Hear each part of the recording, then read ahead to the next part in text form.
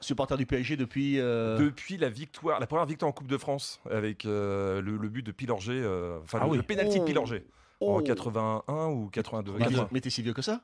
Ouais, je suis plus vieux que toi. Ah ouais, putain, ça se voit pas. Fan de Jérôme Rotten, non? C'est les Asiatiques, ça. On m'a dit que t'étais fan du pied gauche de Jérôme Rotten, non? Quand il était au PSG. J'ai mis le pied gauche de Jérôme Rotten. T'as fait rêver. Et ses petites décolorations. C'est franchement ce que c'est pas mal ça. C'est vrai que. Je me rappelle de sa joie après un but contre Nice. C'était magnifique. Ouais. Ah bon? Ouais. Parce que j'aime bien Jérôme, mais le problème c'est que t'as toujours l'impression qu'il fait la gueule. C'est vrai, mais c'est pas une impression. J'ai cherché son sosie. Je te rassure, quand je viens là le jeudi, à cette heure-là. Mais je pense que c'est à cause de plaisir. l'arcade sourcilière, en fait, c'est le sosie de Grumpy Cat. Je sais pas si vous l'avez vu, c'est le chat qui a l'air toujours vénère. Ah ouais? Ouais, c'est ça. Parce que je l'ai croisé une fois dans un resto. Je me suis dit, oh là là, je vais regarder ça tout de suite. Non. Grumpy Cat, vous l'avez jamais vu, sérieux? Non. On va regarder, hein.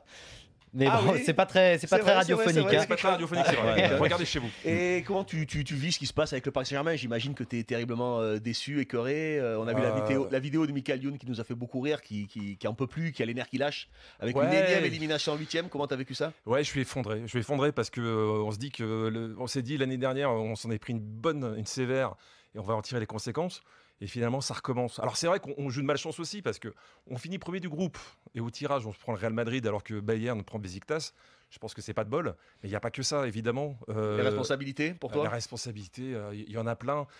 Pour être très honnête, j'ai l'impression que ça part en sucette depuis le départ de Leonardo, donc ça remonte à un petit moment. Il y avait au moins une vision. Là, depuis, à l'époque de Leonardo, on avait pris des joueurs comme ça qui n'étaient pas toujours tous connus du grand public, comme Verratti. On avait pris des remplaçants comme Maxwell, mais c'était des très bons joueurs. Des joueurs de devoir. Des très très bons joueurs. Et depuis, évidemment, il y a eu le mercato de l'année dernière qui était super clinquant, mais il manque encore une petite direction, quoi. Neymar, tu veux qu'il reste, j'imagine? Ouais, évidemment. S'il part maintenant, ça serait terrible au niveau du message que ça envoie. Ça va dire que c'est un mercenaire. J'ose espérer qu'il est venu quand même un petit peu pour jouer au foot.